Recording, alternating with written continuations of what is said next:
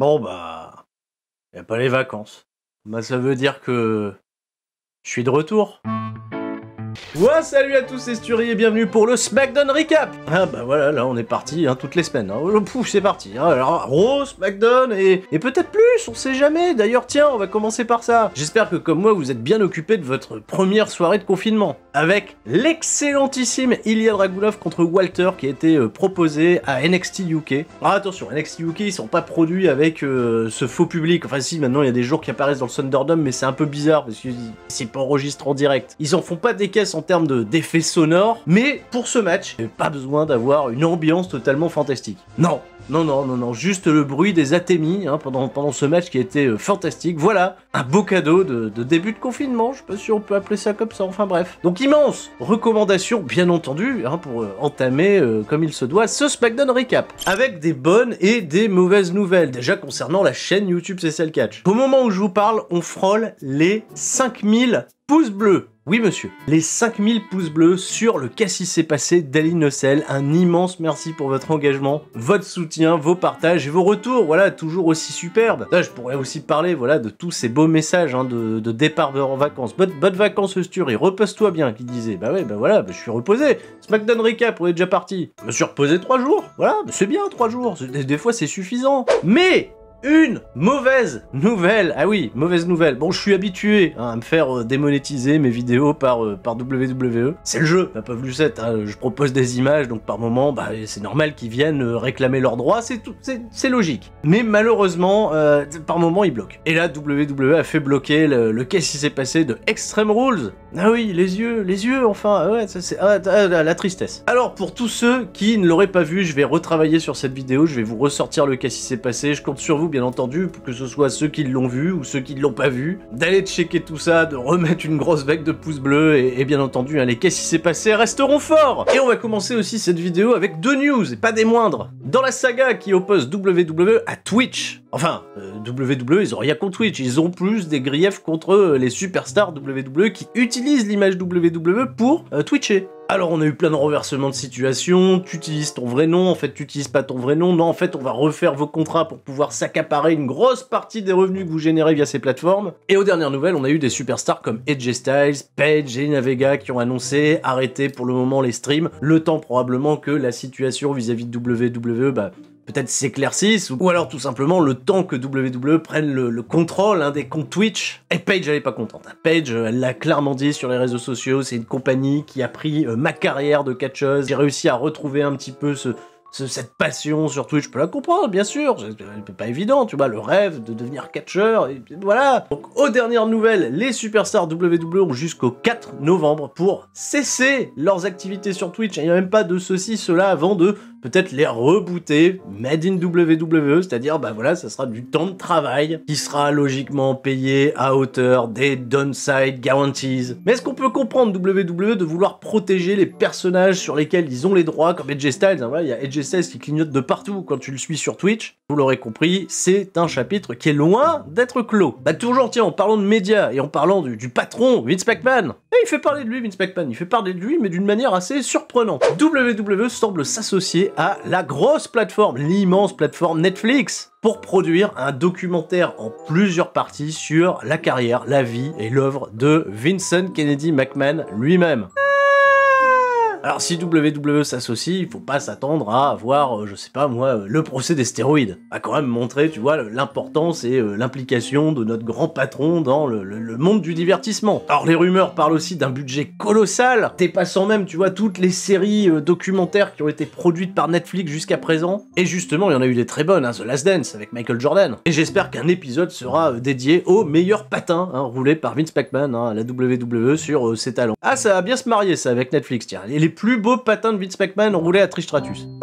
Et tiens, en parlant de patins, c'est le moment de parler de SmackDown. Oui, parce qu'il y a eu un peu de patins, figurez-vous, mais on va commencer déjà avec le champion universel, le Big Dog, Roman Reigns, qui va s'adresser à Jey Uso. Un superbe clip qui retrace l'incroyable performance de Ali Nocel. Bon, incroyable, ok, incroyable performance, on va dire, tacting des deux lutteurs. Le match, après, était un peu long. J'en ai parlé dans le Qu'est-ce qui s'est passé, vous irez voir. Et Jey Uso est déjà au ring et il va exprimer tout son désamour pour Roman Reigns. Il va carrément lui dire « Je te déteste, je te hais pour ce que tu m'as fait, pour ce que tu as fait à mon frère. Roman Reigns, il est beaucoup plus calme, il est beaucoup plus relax. De toute façon, il est en position de force, Roman Reigns, donc ça va. Il va rappeler à Jey Uso qui ne veut pas lui faire de mal, qu'il l'a toujours aimé, il a une place très importante dans son cœur pour lui. Mais avant la fin de la soirée, Jey Uso va devoir prendre des décisions, sans quoi les fameuses conséquences tribales s'abattront sur lui. Et on retrouvera Jey Uso en action contre Daniel Bryan dans le main event, un match qualificatif pour les Survivor Series, et Kevin Owens contre Dolph Ziggler. Là c'est tout de suite, c'est maintenant, c'est parti. Un très beau Kevin Owens toujours en jean, qui va battre Dolph Ziggler au terme d'un chouette match d'une dizaine de minutes, où Bobby Roode est à l'extérieur du ring, a tenté d'aider Dolph Ziggler, mais malheureusement il a été renvoyé au vestiaire, enfin malheureusement, peut-être heureusement pour l'action, heureusement pour ceux qui aiment Kevin Owens, peu importe. Et Kevin Owens qui est le premier à intégrer cette fameuse team des Survivor Series. On oublie totalement les plans de championnat par équipe avec Daniel Bryan. Là, on se concentre à défendre la branche bleue,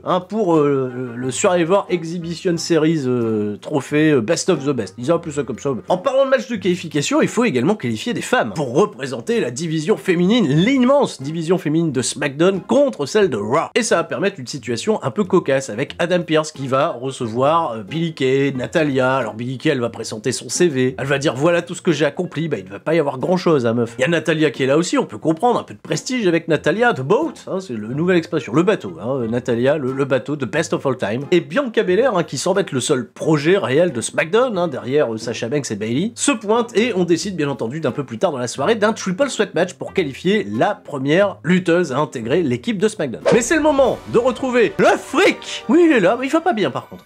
Non, il est en interview avec Corey Graves. Il a mis un petit polo, voilà, il est bien, il se met à l'aise, et Corey Graves va lui poser des questions sur alors, t'as fait ton retour, t'es plutôt dévastateur, t'es en forme, le fric. Et Lars Sullivan, il aime pas qu'on l'appelle le fric. Ah mince! Non, ça le plaît pas trop, ça lui renvoie des vieilles images de lui dans son enfance où il s'est fait bolosser par les enfants, ses frères, enfin bref. Tout le monde se moquait de sa tronche et il l'appelait tous le fric. Il aime pas qu'on l'appelle le fric. Alors que là, les commentateurs, tout le monde s'attend. Le fric! Non, il aime pas le fric, il aime pas trop le fric. Enfin bon, voilà, il peut y avoir des gens qui aiment pas trop le fric, on peut comprendre. Et c'est tout ce qu'il y a à retenir en fait de cette promo, c'est qu'il nous parle de sa jeunesse, voilà, l'homme en polo, là, fan de yoga. Et finalement, c'est pas les catcheurs qui devraient attaquer, c'est les commentateurs, c'est la manière dont on le présente, quoi. Le finish, le freak accident. Voilà, là, c'est une bonne raison pour toi de t'énerver, monsieur Sullivan. Enfin, il fallait le taper, la Corey Graves. On retrouve Buddy Murphy et Aliyah backstage. Ils s'apprêtent à s'adresser à tout le monde. Et il y a cette phrase incroyable prononcée par Aliyah. J'ai parlé à ma mère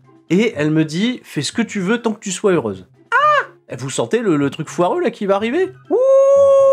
Allez, on est parti de triple sweat match, Natalya contre Bianca Belair contre Billie Kay. Peut-être le meilleur match de la carrière de Billie Kay, qui a pas été trop déconnant. Bon, c'est très chorégraphié, c'est pas non plus exceptionnel comme combat. Ça sera évidemment la victoire de Bianca Belair, le seul projet. Avec quand même ce petit détail très important pendant le match où Billie Kay et Natalya vont porter ensemble une prise de soumission à Bianca Belair et Corey Graves, l'incroyable Corey Graves qui va dire « Ah, mais si Bianca Belair abandonne, qui gagne ?» Je ne connais pas la réponse. Ça fait 20 ans qu'il y a cet angle à la WWE sans arrêt avec deux mecs qui portent une soumission en même temps. Ça remonte à Chris Benoit et Jericho contre Austin. Et ça a toujours été la même chose. On n'admet pas de victoire à personne. Voilà, c'est...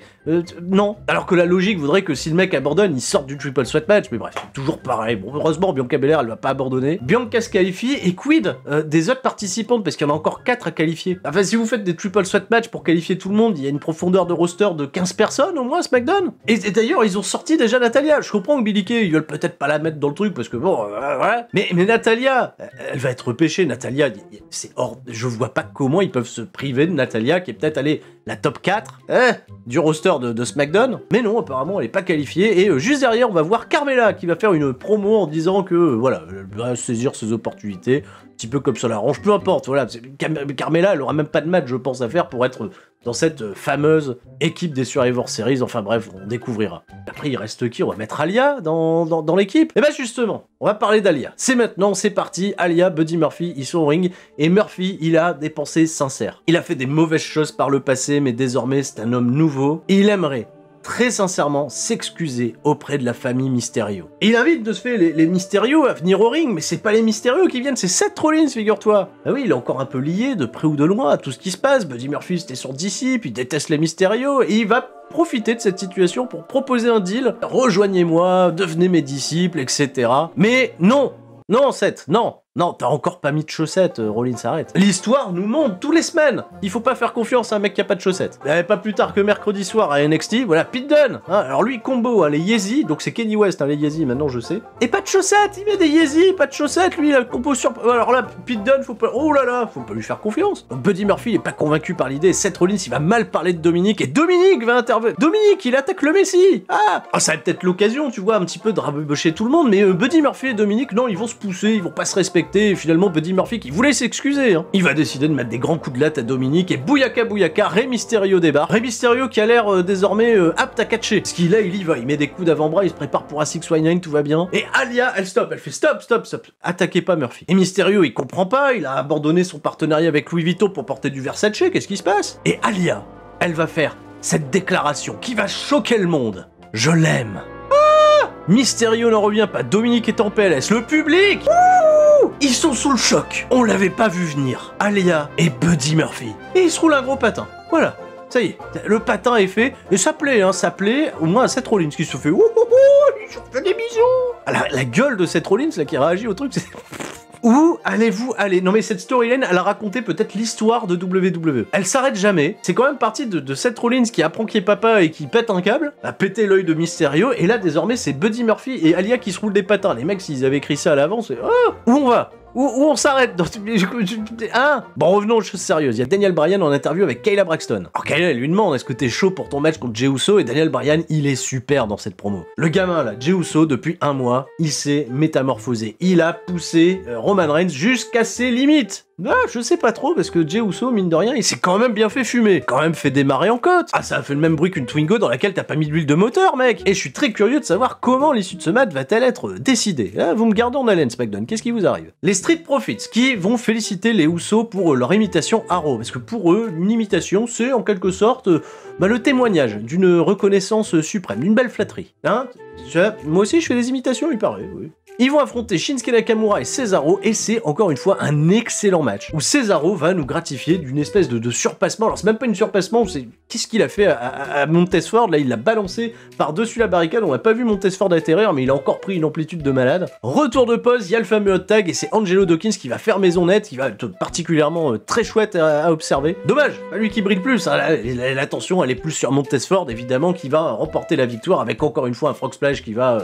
Voilà, toucher le plafond du Thunderdome, c'est la folie. Victoire des Street Profits qui conservent ainsi leur gros momentum et qui se préparent du mieux qu'ils peuvent à leur grand affrontement contre le New Day. En parlant de programme qu'il faut occuper, on va avoir également une petite vignette avec Sami Zayn, qui va dire qu'à la différence de Bobby Lashley, qui est juste champion des États-Unis, lui il est champion intercontinental, c'est-à-dire qu'il est le champion du peuple, il représente tous les pays. Bon, il n'y a pas beaucoup de substance dans cette promo, mais la delivery est bonne. Maintenant, est-ce qu'on est excité à l'idée de voir Bobby Lashley contre Sami Zayn? Est-ce que les sœurs de Bobby Lashley vont intervenir? Sasha Banks elle est dans le ring, et oui, nouvelle championne Sasha Banks, drôlement vêtue d'ailleurs, elle a piqué la chaise de Bayley. Elle aussi, elle se prépare pour son incroyable clash face à Asuka, un match qu'on a trop peu vu, et Bayley va l'interrompre. Bayley va lui rappeler à Sasha Banks qu'elle a jamais réussi ses défenses de titre. Ah, bah il est temps qu'on en parle. Elle battra pas Asuka, puisqu'elle a toujours eu besoin de Bayley pour battre Asuka, et ça c'est pas faux. Elle va donc challenger Sasha Banks pour un match revanche la semaine prochaine, et est-ce que Sasha Banks va lever la malédiction? Et par défaut, laquelle de ces deux catcheuses rejoindra la Team SmackDown au Survivor Series? Et c'est l'heure déjà du main event,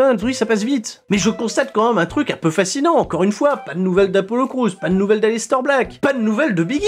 Et où Biggie? C'était pas censé être un projet, Biggie? Et le truc qui moi m'a fasciné encore plus, c'est pas de nouvelles d'Otis. Merde! Non, Otis, le jambon, la déception, la perte du Money in the Bank, ça n'a pas été évoqué la moindre fois pendant l'intégralité de ce SmackDown. Ils nous ont mis des clips dans tous les sens, pour nous rappeler ce qui s'était passé la semaine précédente, pour nous rappeler ce qui s'était passé à l'Innocell, pour plein de trucs. Mais pas une mention, pas un mot, un seul, sur Otis qui pomme le Money in the Bank, et c'est quand même le drame. Bon, apparemment des nouvelles de Tucker, il a bien été drafté à Raw, hein, maintenant officiellement sur le site WWE. Ils avaient oublié. Voilà, oh là, le projet il pue. Hein. Donc Jey Uso, Daniel Bryan, ça va être un match très intéressant où l'attention notamment des producteurs va vraiment s'arrêter sur les expressions faciales totalement folles de Uso qui a vraiment la rage. Il est gagné par la rage et il réfléchit beaucoup dans ce match. Et Daniel Bryan, il va juste se contenter de mettre son adversaire over. Il va juste avoir les comebacks et c'est un peu bizarre de se dire que dans la hiérarchie, Daniel Bryan, il catch en dessous, tu vois, de Jey Uso. Donc quand Bryan est en train de reprendre l'avantage dans le match, il y a Roman Reigns qui se pointe, la musique, Paul Heyman qui le regarde. Ah oui, c'est fou là, Paul Heyman. Ah, il m'a fait penser à Roberto Benigni dans La Vie est belle, là, avec le truc d'Offenbach. Et sans arrêt braqué comme ça sur Roman Reigns. Il le regarde. Oh, c'est Roman. Et Jey Uso va réussir ce qui pour moi semblait totalement inconcevable, à prendre une victoire sur Daniel Bryan clean. Oui, parce que Roman Reigns il vient aux abords du ring, mais finalement il fait rien, il regarde juste le truc, il lui met la pression, on va dire. Le super kick de Jey Uso est hallucinant. Je me suis regardé 3-4 fois, il l'amène d'une manière super cool. Le splash, voilà, le compte de 3, tout va bien. Et Roman Reigns grimpe dans le ring. Il va pas regarder Jey Uso, il va uniquement regarder Daniel Bryan. Et pour Jey Uso, c'est la consigne, c'est le mot d'ordre. Il va remettre un super kick à Daniel Bryan, lui porter un splash depuis la 3e corde vers l'extérieur, vers la table des commentateurs. Bryan est mort et pour Jey Uso, ça y est, hein, c'est officiel. Jey Uso va s'adresser à Roman Reigns et lui dire qu'il est le chef de la tribu. Heel turn totalement confirmé et la rumeur de créer cette espèce de clan de Samoa en tort de Roman Reigns est en train de se réaliser. Encore une fois, c'est une écriture qui est très soignée, qui est très agréable à suivre, même si, bon, c'est quand même un peu dommage. On a niqué Bryan hyper clean contre Jey Uso. Ils l'ont fait évacuer en civière d'ailleurs, Bryan. Il va même encore se faire attaquer par Jey Uso, mais ça, c'était après la coupure. Donc certainement que Bryan va être out jusqu'à la fin des Survivor Series et revenir pour feuder avec Roman Reigns, Jey Uso. Ça peut être intéressant en effet, même si c'est un peu délicat de voir un Daniel Bryan aussi faible finalement dans ce combat. Bon, et puis on l'avait dit, bien entendu, pas faire confiance à des mecs qui ont pas de chaussettes, hein. On t'a gaulé, Roman Reigns. Ah oui, mais pas de chaussettes non plus, lui. C'est comme ça, le mec. Et c'est la fin de ce SmackDown qui était pas un si mauvais épisode. On a eu du catch, on a eu de l'action. Il y a malgré tout, c'est ça qui me dérange, beaucoup d'absents. Une atmosphère un peu particulière autour de la construction de ces Survivor Series. Est-ce qu'elle va être différente des autres années? Est-ce qu'il va y avoir ces fameux plans d'invasion de Raw vers SmackDown, de SmackDown vers Raw? Merci à toutes et à tous pour votre soutien. On se retrouve, maintenant vous le savez, on se retrouve à partir de mardi pour le Raw Recap. Pas de vacances pour Sturi, et comptez sur moi pour essayer de vous accompagner au mieux pendant ces moments de confinement. Et tout le monde reste chez soi. Et comme je le disais il y a quelques mois, serrons-nous les coudes à défaut de nous serrer la main. C'était Sturi. Ciao, bye bye.